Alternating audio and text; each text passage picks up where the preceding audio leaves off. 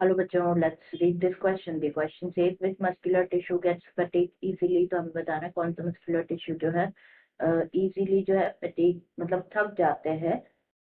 तो ऑप्शन है यहाँ पे A cardiac muscles, B skeletal muscles, C smooth muscles और D both A and C. तो सबसे पहले बात करेंगे यहाँ की कॉन्सेप्ट के बारे में। तो जो की कॉन्सेप्ट इस क्वेश्चन में यूज किया गया है दैट इज मस्कुलर टिश्यू।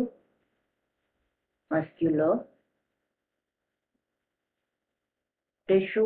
तो बात करें यहाँ पे मसल्स के बारे में, it is the three types muscular tissue, that is cardiac muscle tissue, cardiac, smooth muscle tissue और स्केलेटल मसल।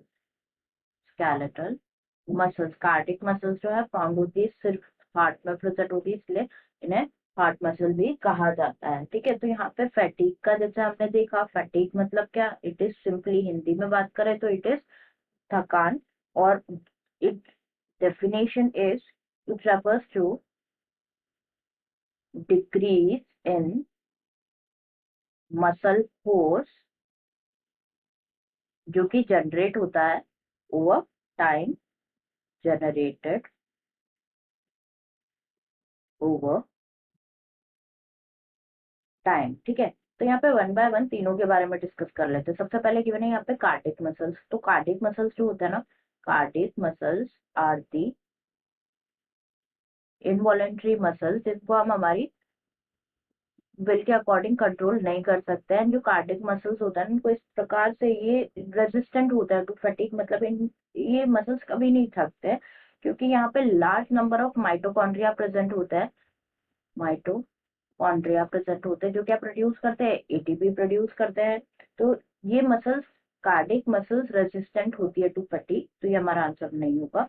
बी गिवन है स्केलेटल मसल्स। तो यस, बात करें स्केलेटल मसल्स के बारे में। Skeletal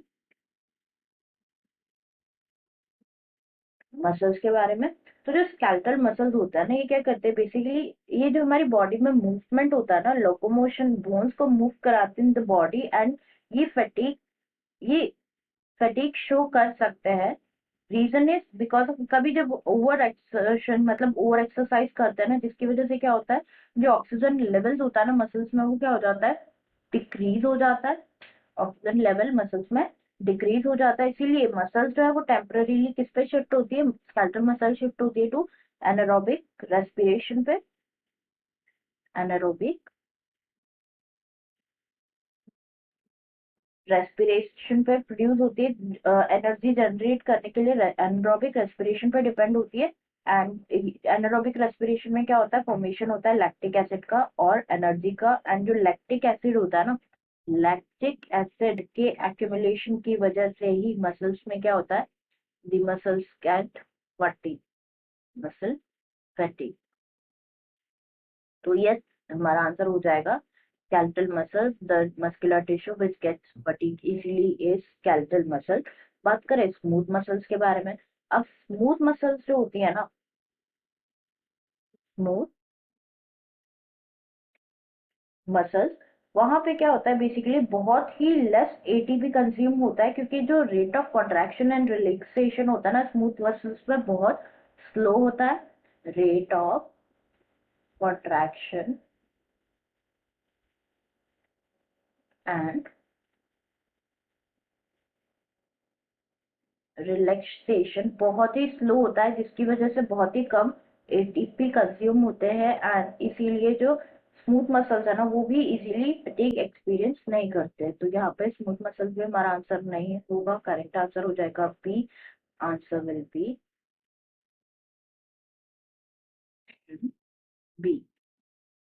I hope you understood it well, best of luck.